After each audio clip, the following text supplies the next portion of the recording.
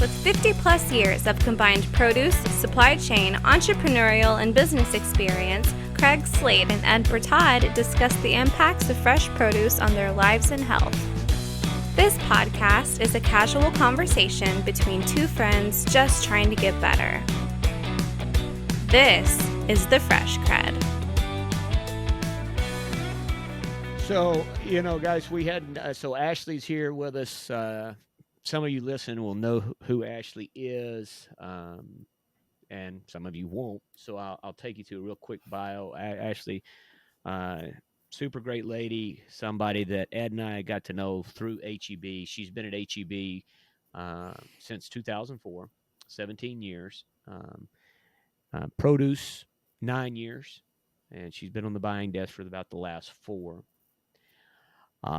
Her husband, she met when she was 15, and we're going to have her back for that story. That apparently that's a whole nother story. But anyway, they've been together for 20 years now. They have a daughter, a 14-year-old daughter. She was born and raised there outside of Austin, and then moved to Phoenix, and then back to Texas, and has been there ever since. But now here's something that maybe some of you that think you know Ashley don't know about Ashley, but she is the 2016 Golden Glove champion of Austin. Now, I'm from Texas. I'm familiar with the Golden Gloves, but it is a big deal for sure to be part of that. And I don't know, Ashley, do they have Golden Gloves outside of Texas? I mean, I have actually been to a couple of Golden Glove tournaments or matches or whatever. Yeah, Golden Gloves is all over the U.S. Even in Texas alone, there's Austin, San Antonio, Dallas. But we all have weight classes that you compete in. And then the winners within whoever was throwing those Golden Glove championships, they all start going into, you run for the state, and then you run for, just overall in general, for the U.S. So it's definitely something that can be and go take you far, especially if you want to go into the Olympics and stuff like that. So it was just real neat. For me, all it was something on my bucket list, something I wanted to do before I turned 30. Never been in a fight in my life. We had got involved with the sport in 2014 after training for a couple years. It was just something that I was like, I want this. I want to do this. I want to compete, and I just want to see what this is all about. I did not go in there expecting to win, but it was an experience, and it wasn't the winning that made it so special to me. It was the hard work and the training that brought me to stay committed into that fight that made me proud. And I honestly, talking about it now, I don't think I gave myself as much credit, or I think I was too humble about the situation. I realize now that it's hard to train for something like that, and it's a lot of discipline, and you have to do a lot of, in boxing, you cut a lot of weight, and I didn't give myself enough credit for what I had committed myself to at the time. And now kind of hearing it back, it is something that I'm proud of, and something I love to put on my resume that I have a title of, because not everybody can say that. Yeah. Not everybody's like a small few, and and I can't imagine the field of female boxing is large. So something to, again, on your bucket list. Most people, it's like, I want to learn to box, and they go and they box a few times, maybe take a couple of classes or whatever. Not many people take the bucket list and win a championship with it. So pretty cool. Super cool, to be honest with you. It's really cool. Impressive for sure. So as you guys can see, I mean, with Ashley, she's got a multitude of stories that would be applicable for this show. But Ashley, really want to get off into, how you came to the Clean Eating Challenge, what the Clean Eating Challenge was. And Ed, she was on your team, right? Is on the Clean Eating Challenge, right? She was the star of our team. She was the star. I'm sure she was. But again, you and I were sitting together a few weeks back, and I knew the kind of cursory what went on, but then when you sat and told me from soup to nuts how you got to this place, and then also what's is really important, guys, is I said earlier. I mean, she is a legit the Fresh CrEd listener, and she is she's become kind of our sounding board for what we're doing right and wrong as well. So. So that for nothing else, I actually thank you so much for that, for sure. But no, if you can just take us through the story, we'll probably bust in a little bit, ask a few detailed questions, but yeah, take us through no the problem. whole deal. Yeah. So, 2020, that clean eating challenge came on board. I saw an email come through from Ed, something about this clean eating challenge. And it's just another spam email to me, right? It was just something that was going to go in my junk mail. And I had a doctor's appointment later on that week. And doctor pretty much let me know that, hey, the situation that you're in, we're going to need to put you on some other medication. And he was pretty much telling me I was going to have to go on some chemo pills. And, I just didn't. So we need to back up because sure. How did we get the chemo pills? Yeah. Right. So yeah, let's take it back to before clean eating, kind of a life-changing event that you went through, that's put you on a whole brand new path that you probably hadn't planned to get on. But sure. So for those that don't know, in 2019, I was diagnosed with lupus. And yeah, you're right. I really didn't talk about that. I really didn't spread that awareness at the time. 2 years ago, I could barely talk about it. 2 years ago, I was in denial that I even had lupus because I didn't know what it was. But it's an environmental autoimmune disease that I had tested positive for back in October of 2019. So I'm about to hit my 2-year mark here on October 7th. But basically how I found out that I had lupus to begin with was, just regular workaholic Ashley here. I work all the time. And I had a business trip to attend in California to go visit some fields. And anything and everything that could go wrong went wrong that day, from the delay in flights to the delay getting into California. I mean, I had a flight that was supposed to be in California by 6. We didn't get there until 11. From the time we got into California, we had to do an hour and a half drive. So we didn't get to our hotel until midnight, 1:30. We had to check in. I had to get myself situated. By the time I even got some sleep, it was like I was waking right back up to get ready to start visiting the fields.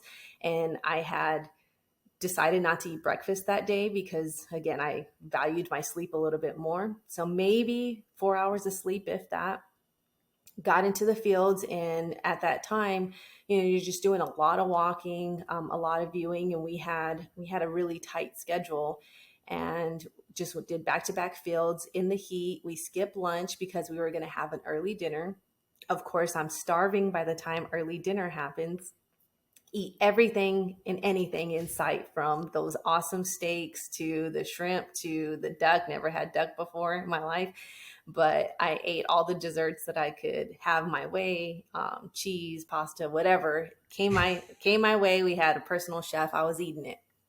So by the time, this is about 7:30, 8 o'clock, we start heading back to the hotel.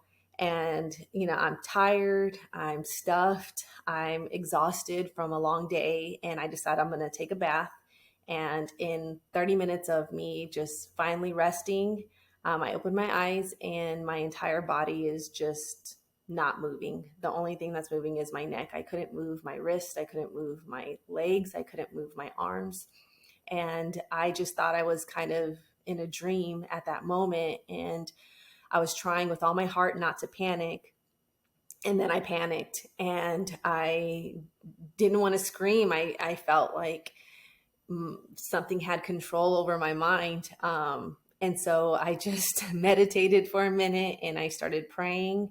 And before I knew it, I started getting a little bit of feeling in my fingers, a little bit of feeling in my toes. And I remember using my teeth to get like just pull on that shower curtain. And I was like crawling like an inchworm to the bed. And all I could think was, dang, I was that tired. Like, I didn't know I was that tired, that sore. Like, I'm a boxer. I work out all the time. I didn't think I could get this sore. And whenever I started thinking more lightly about the situation, even though I was in pain, it didn't feel as bad. But from long story short, from there, I was able to get a hold of the hotel desk. They were able to bring me up some ibuprofen. I took every ibuprofen that came my way that night, slept on the floor, and then I woke up and I was fine. No harm done. I had a little bit of inflammation in my legs, but nothing that was going to keep me from doing my job. So again, just another field day, but this time I made sure to eat breakfast. I just knew it's because I didn't have enough water, and it's because I didn't eat breakfast, and it's because I ate too much. And so I ate breakfast, I drank my water, I ate my lunch, I ate a light dinner, and I was fine. Whenever I got home, I told my husband obviously what happened in a joking, sarcastic manner, and he had that look on his face like, no, this isn't funny. And he took me straight to the doctor's office. And again, just me kind of explaining to the doctor in a light, sarcastic manner. She was like, no, we're taking you to go get labs. And so they sent me to go get labs. And within 72 hours, I was being told that I needed to see a rheumatologist. And within that time frame, the rheumatologist was going over all the lab work they did to me and what my blood work looked like and what it meant. And at the time that I was sitting there and he was telling me, Miss Porter, you have lupus. And I was like, okay, so how long do I have it for? Like, I have to get back to work. Like, what does this mean? And he was like, no, this is something there's no cure for it. Like, this is something you're going to live with for the rest of your life. And I still was just kind of dumbfounded by what he was trying to tell me. I'm like, am I going to die? Like, what do you mean? Like, what is lupus? And he gave me a bunch of pamphlets, and he knew it was just a lot for me to take in. And so, Ashley, let me jump in. So, I mean, we know, so lupus, autoimmune disease, right? And it's the overreaction of your immune system. Is that correct? Absolutely. It's my white blood cells are misunderstanding which bad stuff to attack inside my body. And so it's attacking the good and it's attacking the bad. And so at the time, my diagnosis had showed that the disease inside had woken up. It could have been dormant. I could have had it since I was 16, which would make all the sense from me growing up. But it was pretty much asleep in me, and I did something to flare it up, and it woke up with vengeance, and it attacked it already had a hold of every bone in my body and all my skin. And what I am very fortunate and lucky for is that it didn't get a hold of my heart or my kidneys. And so now what I've been doing for the last 2 years is been monitoring it because I'm still high risk and it's still there and it's not wanting to go back to sleep. And the only two areas for it to start attacking would be my kidneys or my heart next if I don't keep it monitoring it. So now that brings us to so the clean eating challenge comes along, and you're with your rheumatologist, I'm assuming, and talking chemo pills. So yeah, I mean, so much to unpack after we get through this, but wow, what a story. But so you're with the rheumatologist, you're talking the chemo, clean eating. So let's basically that first year, it was just a lot of treatment plans that I had to experiment with. And we finally figured out that hydroxychloroquine was the medicine that helped control my inflammation. Because again, the lupus was very active and I didn't know what was flaring it up. I didn't know if it was stress. I didn't know if it was food. I didn't know if it was water intake. I didn't know if it was sun. And so I had to just do a complete diary of every time I would go into a flare up and how critical or how much it hurt, or I just had to do a whole diary for a year. And I noticed that food was my worst enemy. And from garlic to sprouts to red meat to dairy, those were the areas where I would instantly start feeling some kind of flare up. And I never committed to changing my dietary needs. I worked, I did boxing, so I knew how to lose weight, but I never understood the nutritional part of it. And what I ended up doing after talking with my doctor, when he pretty much let me know that, the pills that I'm on, they're working as far as keeping my inflammation to a minimum, but it's not helping anything with me internally. And so we need to go to another route. And I remember asking, well, what if I start changing my diet? Do you think that will help? And he's not a nutritionist, and so he really didn't embrace that. And Right. so I got a second opinion and talked to a nutritionist and someone who was very, very believed in food as medicine. And so I went back to work with all that on my mind. And sure enough, there goes Ed's email again, ring it like, hey, today's the last day to sign up for the clean eating challenge. And I just knew that was a sign that was the first step that I needed to take to be held accountable and to take this seriously. And I signed up, and again, I was in it 100%, not for the prize or not for the exposure. It was in it because I needed something and someone to hold me accountable if I fell off the train. And I just got involved with the nutritionist. Ed was there for me, every, bi-weekly, and sent books and ideas and recipes. And again, I didn't even know what clean eating was. I didn't know what, where to start, but Ed kind of helped me. And I went from, I was 160 at the time because, again, when I got diagnosed, they took my life away. It felt like they said I couldn't box. They said I couldn't fly. They said I couldn't be in the sun for longer than, so many hours. But when I did that clean eating challenge, I started feeling better and better each day. And I started feeling stronger. And I was probably hitting the bag harder. I was running faster. I was just getting my energy back. And even though the doctor told me I couldn't do those things, I just naturally started doing them. And then my lab work was coming in just fine. It was improving. And by the time the clean eating challenge was over, we were able to reduce the amount of hydroxychloroquine that I was taking to the minimal amount. And now it's just keeping up with labs. The lupus is still there. The lupus is still very active, but my flare-ups are at the lowest that they've ever been. Like my face, I don't know if Ed remembers, but whenever I started, back in 2020, I had red all over my face. I had these bumps that just were there. And now this is the clearance since I don't think I've ever had this clear of a face, even when I was a teenager. So it's just food, I do believe, is medicine. And it helped me. And the clean eating challenge is what was the encouragement that I needed to educate myself on the power of greens. And it's not even just the fruits. I ate plenty of fruits, but I later found out, like Ed was saying, that there's so much sugar in fruits. And with my nutritionist, I found out that if I work out, I can eat 4 fruits maximum. And I was like, I eat 4 bananas for breakfast, four fruits maximum.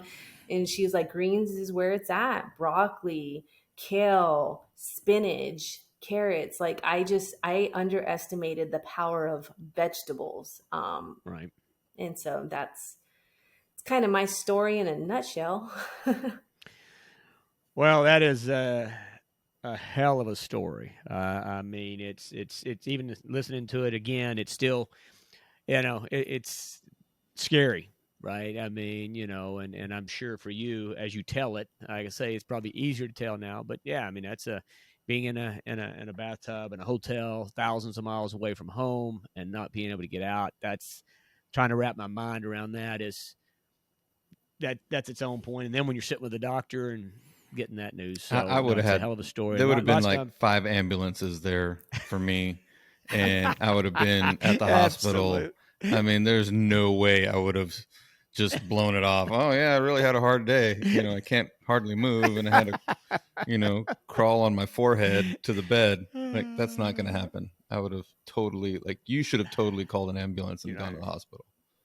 I can't believe you. I should have rationalized it somehow and just got through it. But I'm glad I you're had here some guardian for sure. angels watching me that day. Yeah, guardian angels were watching me that day for sure, because again, the specialists were so surprised that I did not put myself in a state where I had a heart attack, or again, where my kidneys were attacked, and I had left every possible option available for that disease to attack. And it didn't happen. And I'm thankful for that. It's the first time in my life though, where not having full control over your decisions really bothered me. And I didn't think that depression was a real thing, but I know now it very much so is. I remember recording myself a couple weeks in, and I was at the saddest moment of my life.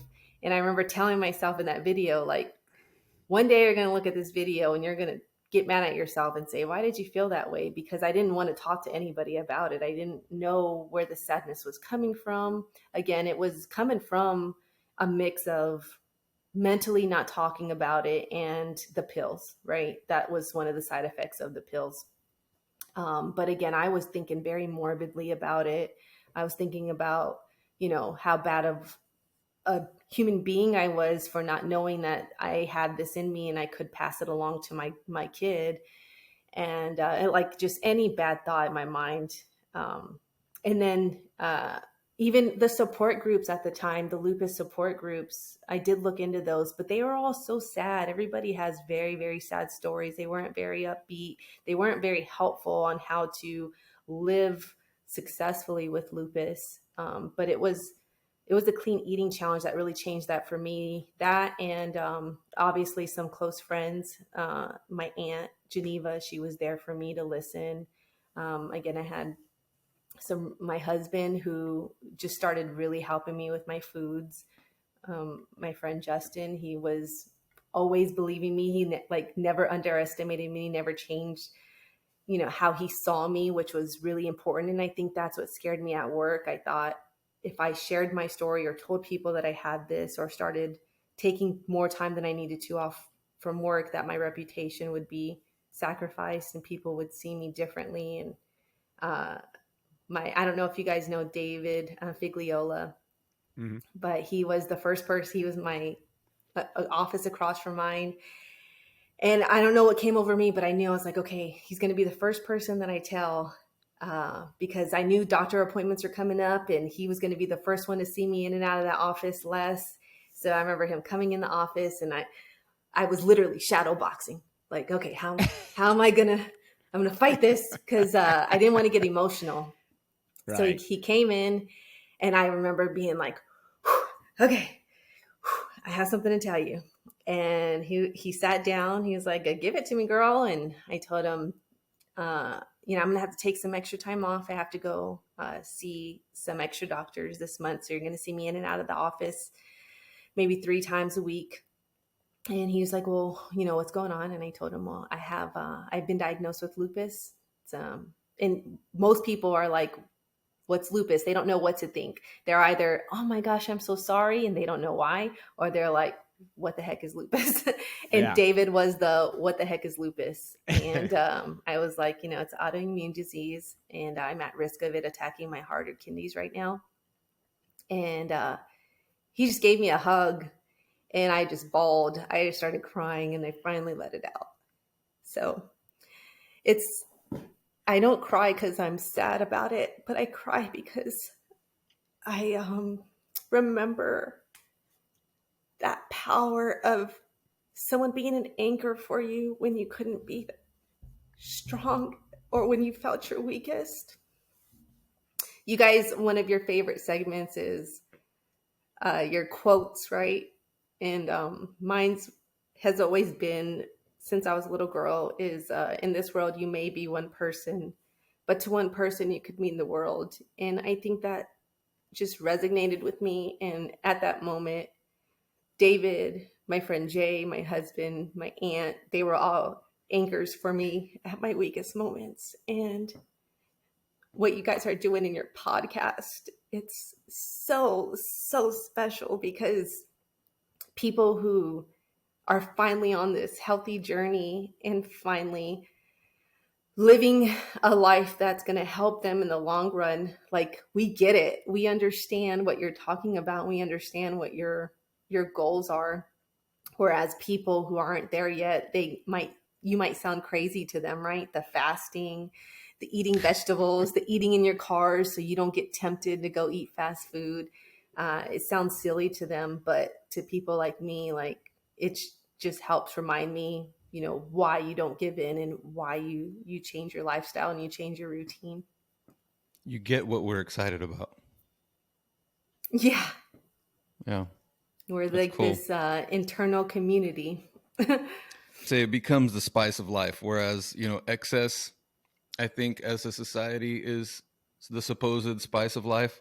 Really, it's the good stuff. It's really, the eating healthy and the feeling great and the feeling better and having confidence in your body and having confidence in what you can do physically, instead of doubting and worrying and, all that other crap, right? Especially as we get older, which is, you have to think about, right? I mean, I had a friend last week that passed away. Hadn't been in contact with him for a long time, but man, it really hit me hard. I mean, I'm still shy of 50, and I just don't feel like somebody his age, or our age, should have passed away from what his illness was. But yeah, it starts to creep in, especially, and I've shared with you, and I shared with our clean eating group, where I was at, and it was pretty dark place, and it was exhausting just to be that worried and doubtful, and like it was just a whole other group of things to worry about that now I don't. It's allowed me to focus better and do better and be a better, overall person, employee, parent, spouse, etc. So that's really exciting to hear. I think I didn't realize that the timeline was so short. Like, I know you'd shared with our group, our clean eating challenge group, what you'd been through, but I didn't realize that the timeline was so short. I thought this was something that goes, way back. I didn't realize it had only been a couple years, so it's still pretty fresh. Yep. Yeah. It is. And like I said, now I can talk about it without crying within the first couple, minutes or a couple words of sharing it. And it gets easier every time I get to talk about it, every time I get to educate somebody about it, because the other thing that I always get is, you don't look sick. You don't look like there's anything wrong with you. And it's a compliment to me, because I'm obviously doing a good job. But, in the background, I have specialists asking why I'm not on disability yet, or why am I still working? Why are you still doing boxing? And it's just, I have not accepted the fact that this disease is something that's going to take over the things that make me, or that make me happy. And, one day maybe it will, but right now I feel good. In the steps that I'm taking to keep my energy I'm just living with it as hard and strong as I can until I can't no more. So, Yeah, but I think there's a recurring theme here with discipline, right? I mean, you talk about athletics and you talk about, your history, and we talked earlier on in the pre-call, adverse situations, either just in life, right? Help build strength, and the discipline is really where it's at. And it's analogous with, with athletics. And so, that discipline, you call on it every day. I mean, it doesn't really get that much easier. You know, when people say, "Oh yeah, you're used to doing this and you're used to," that's crap. You know, it's just as hard every day as it was the first day. Almost, right? Well, and you know, like I say, what a hell of a story. But within that, so much, you know, as for people listening, I think, you know, that mental side that you talk about, right? I mean, you know, that's a struggle for all of us at some level with whatever, right? Whatever's going on. I mean, it's obvious in your case when you're dealing with an illness like what you've got, and you've got doctors, you know, giving you medication, and you know, psychologically that's, but I think, you know, for me, you're talking about how you had to overcome that piece of it, right? To get to where you are right now. I think that's something that to me, I still struggle with, right? It's um, you've got to get your head right to get your body right. You know, you've almost got to start there and really get that mindset. You know, like I was talking about, you know, athletics the same way, right? I mean, so many, pretty much all sports, you know, they'll say 90% mental, 10% talent kind of a deal. And I think that is in trying to live a healthier life. That's such a key component in trying to get through that. And you know, for me, man, that's like Ed said, I'd have been a mess the day it started. I'd have been a mess the day I went to. I'd have been a mess still. I don't know. Like I say, I'm not sure my answer would have been to call Ed and get on a clean eating challenge with him. I got to be honest with you, like I say, but you know, but I mean, like I say,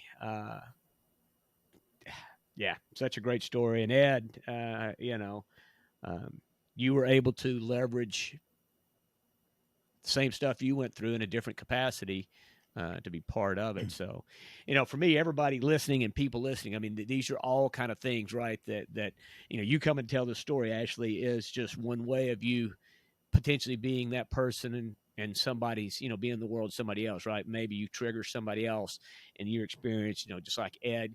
You know, this is how you know, it starts to multiply, right? It becomes a bigger deal. And so, yeah, so it's what this show's about, and it's a great story to go into that. All right, so Ashley's what already did you committed to change? be a mentor for this year's clean eating challenge, and so a couple lucky Is folks she all right? are going Perfect. to have her as their mentor, which I'm pretty excited about. I'm So, excited about it too. It's very impactful. I yeah, mean, you really, when somebody can share a story like yours, not only do I feel, having gone through, I'm not even going to attempt to say there's something similar, but just my own issues, um, you can, that's really when you feel true empathy. Like when you hear stories, and it comes back to yourself, right? I mean, so it's sort of a selfish feeling. I liken it to, I've been to funerals, for example, sometime a couple where I didn't know the person that well, but you know, having a family and having a life and having, you know, still things that I want to do, it reminds you of your own mortality, and that's where the emotion really comes in. It's not so much that you might know that person or be that connected to them, but because you have so much to lose yourself. I've experienced some of the most intense emotions going through something like that. So, um, again, it's selfish because you think about yourself and your feelings kind of go inwards. But when you talk about it, I mean, I was having a hard time just you talking about it, because I was thinking about, you know, flashbacks of my own, like thinking the worst and feeling the worst and not being, you know, confident in what I could do and what my body was doing and stuff like that. So it's very powerful. yeah, but but your story, Ashley's story, you guys' willingness to talk about it publicly like this, whether it's 15 or 1,500 people listening, that's not easy, right? To, you know, to talk about, you know, like I said, Ashley, you spent some period of time where you didn't want to talk to anybody about it.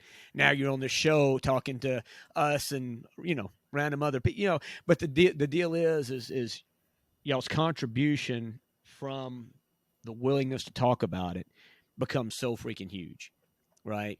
Because there is somebody listening, will be listening, that this strikes a chord with. No question. And that's because you're willing to break through that fear and open up and talk a little bit about it. So, no, for you guys and for the other people that we've had on the show and stuff like that, I mean, to me, that is as big an accomplishment as any, because that's not an easy thing to do.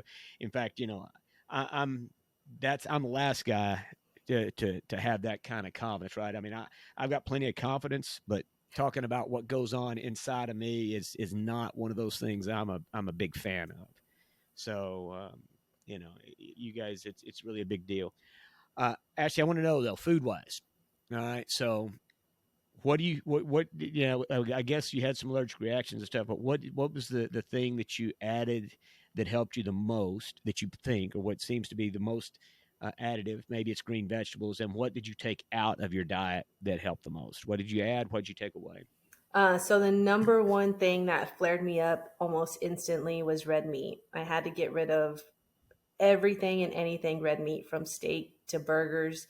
And I love meat. I still do. Like, I almost, when my husband cooks his steak, I still have to like get close to it and sniff it a little bit or lick it, just because I still love it. But I just know I can't handle it. My body won't allow me. I'll instantly throw up, or I'll instantly feel sick, or I'll instantly flare up.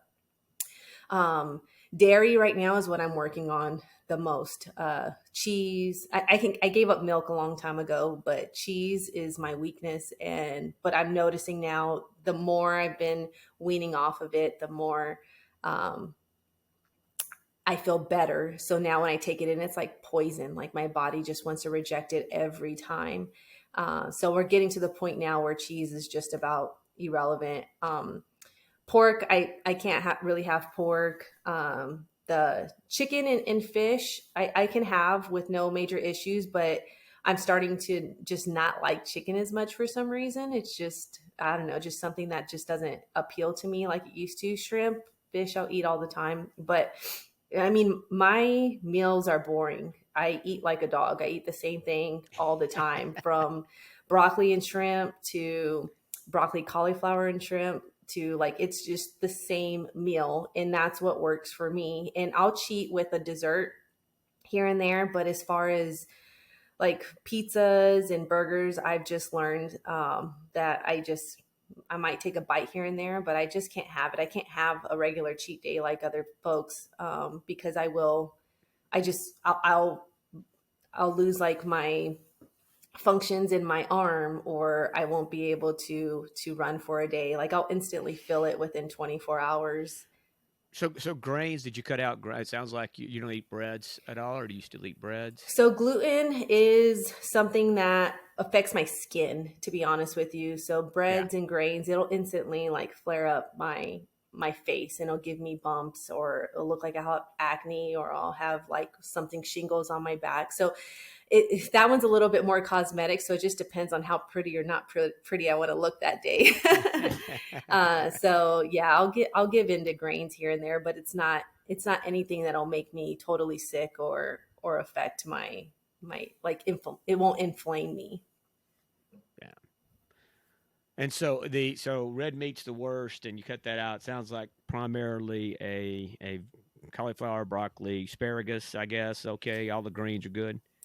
Everything vegetable. The only vegetable or produce I can't have is garlic. I just can't have garlic, which is very unfortunate. Wow. Now, did you do a food allergy test? So we talked about that, and I do have one scheduled next week. So okay. Yeah, last time I did like an allergy test, but I haven't gone full blown food allergy, and that's what you and I talked about that. Oh yeah, that's right. You and I had that conversation. Yeah, I mean, and again, I don't know what, and you may be getting a more extensive one given your situation, but it was a $300 investment for me that, like I say, I ate almonds every day, and it's like number one on my list. and and that's the deal. It's like, we have allergies, right? I mean, we may not have, lupus, but you have stuff that's causing inflammation in your body, and it's causing us not to feel great. And I think it's important for people to like I say, take food allergy tests and find out what it is that's getting after, what maybe they should or shouldn't be eating. Yeah, so produce. I'm a big veg believer. I have the argument. I mean, like I say, fruit is good, but people just don't realize. I mean, it's just because all sugar is natural. I mean, sugar that you get out of a bag is from sugarcane, which is a plant, and they've just taken all the water out and left behind the sugar. That's basically all sugar is. So sugar in all forms is natural. We just have to be aware. I mean, that fruit's good, but it shouldn't be, probably should be in moderation.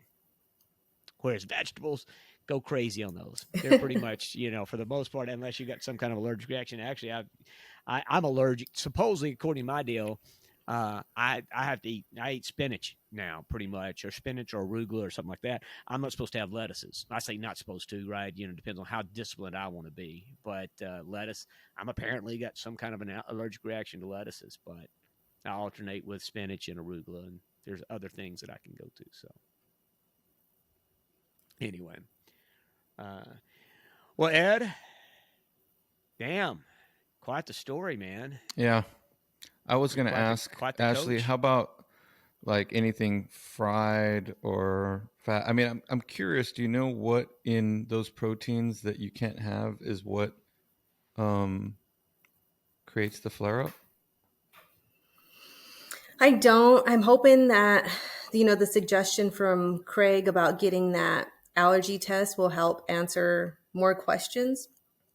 But I haven't explored since the clean eating challenge, like what I can, like where I can push my limits, to be honest with you. I just kind of found what works with me as far as just straight vegetables and straight protein, salt, pepper, olive oil. I've just kept it as simple as I can. So I haven't even gone to the extent of really like seeing how creative I can get with the foods. And that with the clean eating challenge, I struggled with creativity, right? And I still do. But with the plant-based line, soy, tofu, I've been experimenting with that, but I haven't quite found a love for that yet. But I am experimenting. Have you had the Beyond Meat burger, Beyond Beef, Beyond Meat burgers? I've had a lot of plant-based burgers, but I haven't had the Beyond Meat burger yet. But I have that on my list. I heard you talking about it. And I'm a meat guy. You know, I'm just telling you. I mean, I would not tell people. I've cooked it up for my son, 21 years old. He eats them, right? Yeah. And I found some smoked provolone. I don't remember the brand. That's that is not cheese. That was really good too. I'll see if I can figure that out and have that for the next show. But and it's I'm reading ingredients. My biggest issue, with some of these fake things is sometimes the fake version's worse than the real version, right? Because of how they construct it and put the ingredients.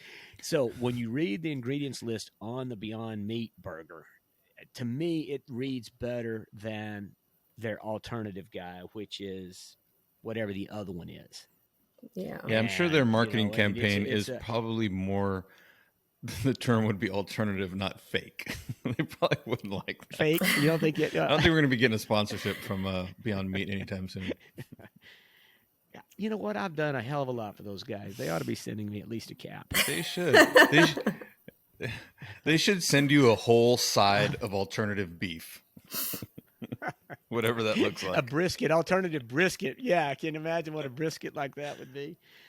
Well, you know what I got? So I want to go to my quote because my quote today is in line with,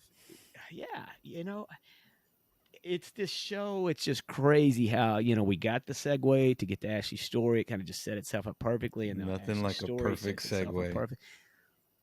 This thing just flows so easily. So So let me pull up my quote here. And nope, I'm looking at some other. I'm not looking at a recent note here. I can read it. I mean, I can read it.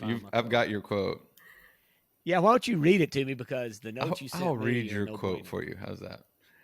Hey, please. I've got two. I've got two. These are Craig's read quotes. Me the first one. Yeah, I made mine short so that you could have more airtime. Thanks, Ed.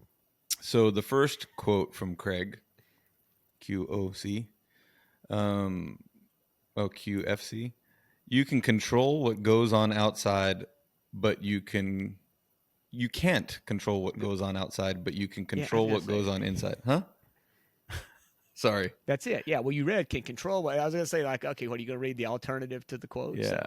Sorry. So, and so that is, that's actually, you talk about it, right? You got this illness, right? And it is what it is, right? You're born with it or whatever. And so often the external forces that are coming at us, we can't control them, but we can control what we put in our body, and we can control, in theory, you can control what goes on inside your body, right? I mean, that's the whole idea behind meditation and all that, is really taking a look at how you take on information, how you react to stuff, think through that process, and then try and take control of that. Because you're not going to be able to control, like I say, this stuff that's coming at you.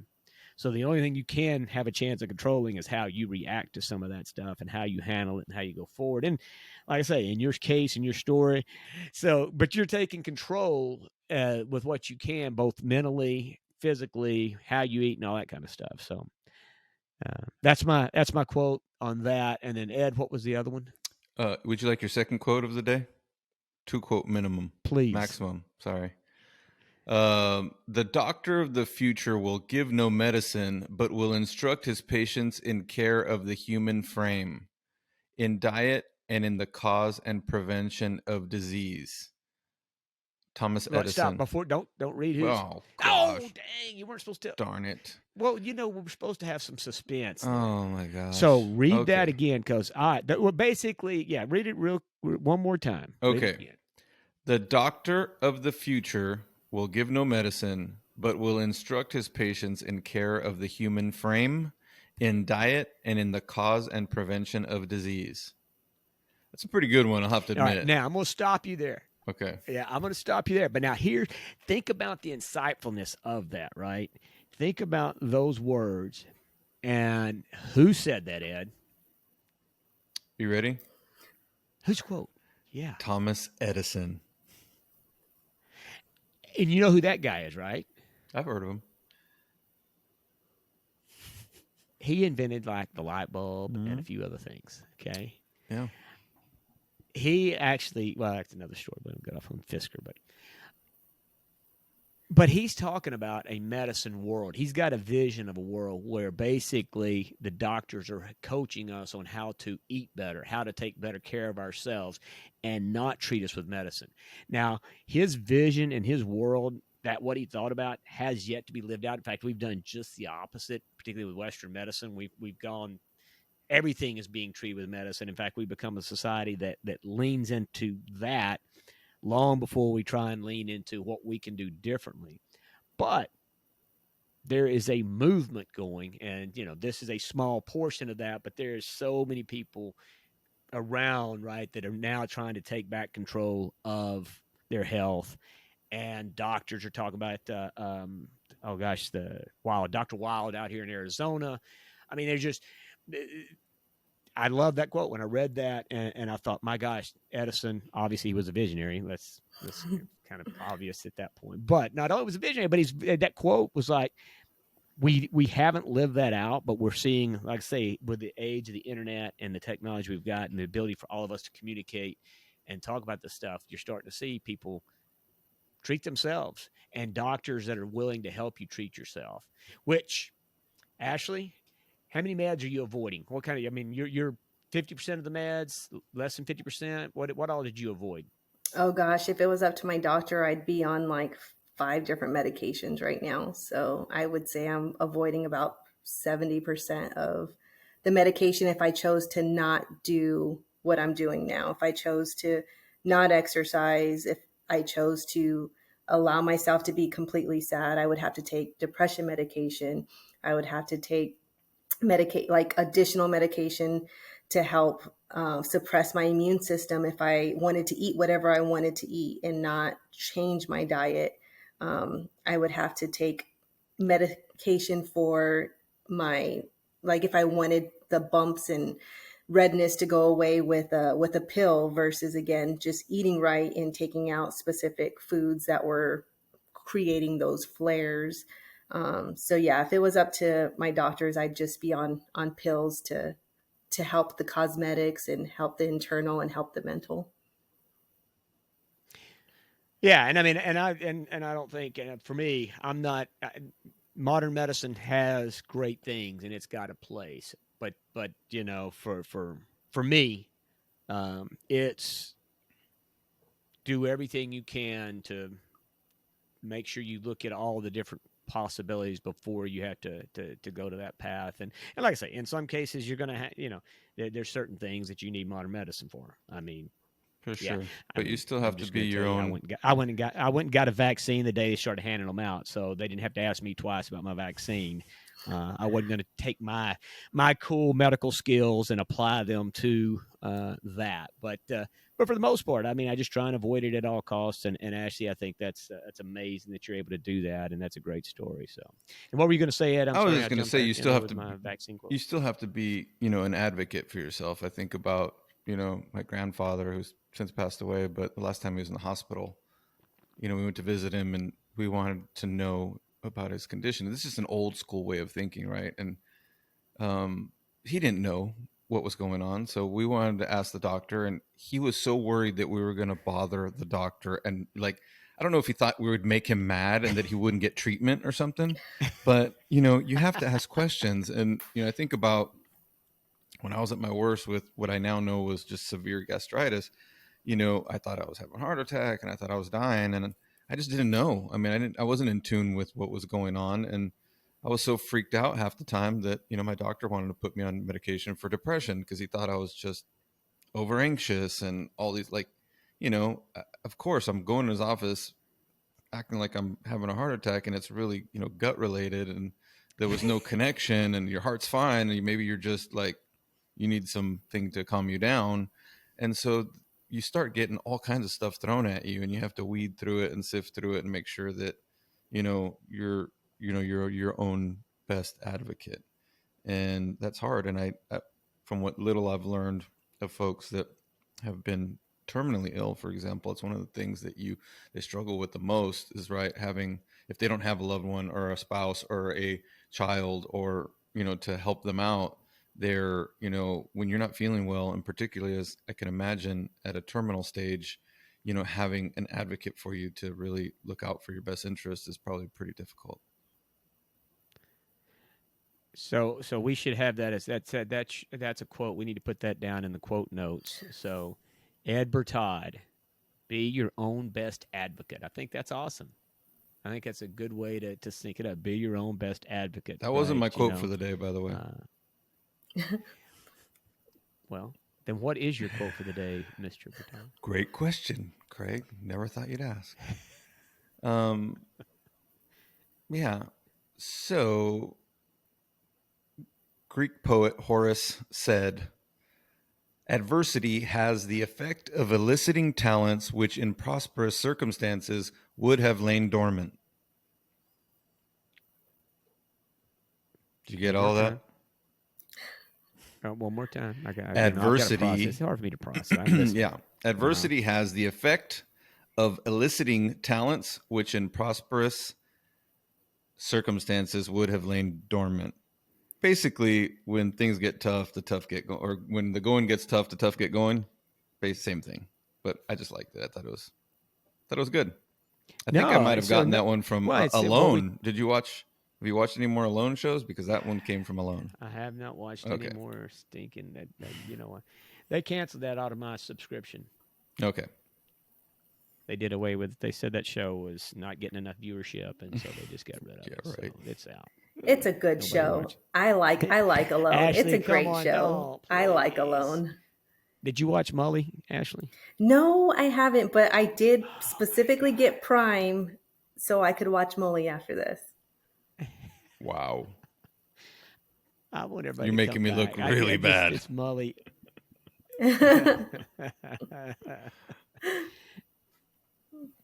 No one's watching Molly. It's Molly or Molly. No, it's Molly. There's no Molly. There's Molly. I And maybe could had a sister. I couldn't find it on Netflix. I couldn't find it on Hulu. I was like, all right, it has to be on Prime. So if it's not on Prime, I won't be watching it. And what was the new one? So I've come across something else even since then, besides Molly. But I wanted, but your quote though, that quote is, it is what we talked about before. It's the struggles. It's at the end of the day, it's the bad shit that happens to you that prepares you for excelling when you need to excel. It's those blessings disguises that wake you up to stuff, right? Ashley, and not to go on, but I wanted to make mention. That was something else that in our conversation you and I had, that I thought was probably as relevant as anything you told me, and you probably didn't realize, but you told me about your ambitions prior to this, and then how your mind shifted in terms of your ambitious ways. And what became important to you in life was a lot different than what it was before, wouldn't you say? 100%. Yeah. Pre-COVID, pre-lupus, I just wanted to do a good job for HEB, and I wanted to make my career there. I wanted to just go in the Hall of Fame of HEB. That's all I cared about. And then lupus happened, and HEB is still just proved to why they're such a great company, and their culture and the support that they had. The support they still give me to this day. But once COVID hit and once the snowstorm hit in Texas, that's when I got my wake up call that, HEB is going to run with or without me. And, I only have so much time with my family, and I can't guarantee that tomorrow is given to me. And, what can I do in my life that I've never done that I wanted to do? Or what can I do in my life that's going to give me more time back with my family? And like I told you, one of my childhood dreams was to join the military. I always thought about joining the Air Force. That was something that I always wanted to do, but I knew I sacrificed that when I made the decision to have my kiddo. And she's 14 now, and here in a couple of years, she'll be 16. And, the last year I can sign up to join the Air Force would be 38. So that's always been something that's been in my mind. It's a dream than it is a goal, because I am not ignorant to the fact that I have a disease, and if it's something that may not pass to get into the Air Force, then I just have to accept that. But it's not going to keep me from trying, right? So I'm still going to try, and we'll see how far it goes. But serving my country was a dream of mine when I was little, and I'd hoped that I could get that opportunity. If not, I know there's other areas and other outlets that I can do to show my support and be part of that community. But again, I always have a backup plan to my backup plan to my backup plan. So if something happens and I don't get to focus on that journey, then it goes straight to moving into like a nonprofit. I always thought about wanting to do a nonprofit for disaster relief. My husband and I, we had the opportunity of helping our immediate neighborhood whenever the snowstorm hits. People were practically freezing to death, and we had enough wood in our land in Lockhart that we were able to go gather and just share with our neighborhood, and help people clean their driveways, and help the elderly just get in and out of their homes to get to a warmer place. And we both knew, like, this is something that we could do forever. We could we could go help not only here in Texas, but if we had the resources, we would travel to go help elsewhere. And so that's again just another goal. But again, COVID, the snowstorms, lupus, all it's done for me is helped remind me that we don't all have time, and we really do have to think bigger and take more risks and stop telling ourselves no. Let someone else tell us no. Just go for it. So that's kind of where I am on a thinking scale. I still love my job. I still give 110%. And I, even thinking how I'm thinking now, I never once thought leaving HEB was an option. Like, I still want to retire with HEB. But it's just, like I said, I have bigger goals than just being with HEB now. Well, and it's not, I mean, yeah, and it's not, so it's not a taking down of your goals, but it's how you reassessed what's really important to you, right? And like you say, in your world, in your situation, you know, the reality of life and the preciousness of it becomes very apparent. But the whole point of it is none of us need to sit in front of a doctor and learn about this. The reality of it is everybody here on this call, everybody out there, right? Every day is precious. And, you know, it may not be lupus, but it could very well be something else. And so, yeah, I mean, trying to switch your way of thinking, and that's what for me, I'm trying to constantly switch. And like I said, I still struggle so much with the mental side of, getting out of my own way in terms of ambition and focusing on the wrong stuff and not taking good care of myself at times, wanting to have a good time versus actually take care of myself. And, I'm still notoriously bad at that. But, that's the mind shift you got to have. And that's the kind of thing that you got to again, quit it laughing, Ed. So, because I know you know me, and that's the mind shift you got to get through, and that's awesome. And Ashley, I don't know, for me, I mean, I think this is an awesome place to kind of bring this thing to a close. I mean, it's been fantastic having you here. Ed, I don't know if you had any other questions before we get wrapped up, but I don't know. I think this is going to be the best show ever. Yeah, I think we could go on and on. I mean, it might be, a good opportunity for a follow-up down the road, because I think we could talk for another hour. But it's great to see you, just from a personal perspective. It's great to see you looking so great. You look like you feel great. The hat looks great. I'm very happy for you, and I'm very happy that hat is even awesome. I gotta agree. Even if the cleaning challenge efforts proved to help just a little bit, I think it was a huge win. But it sounds like it was even better than we could have expected. So, and excited for you to pay it forward as well. And so just all around, I think it sounds like things are much better than where they were at. Yep. 100%. I'm super happy that you guys let me come on here and chat with you and be part of the CrEd Fresh family for a little bit. And it's been a neat experience. Yeah, it's certainly been our pleasure for sure. We appreciate it. And anyway, keep us in touch. Like Ed said, we'll have to maybe bring you back at some point, and we can talk forever. That's what people keep telling me on that listen. It says maybe I shouldn't talk forever. Maybe I should talk less. So good news is this time they get to hear you talk instead of me and Ed talking most of the time. So yeah, that'll keep them coming back. Well, we'll trick them and make them think you're coming back on a regular basis, at least for a while.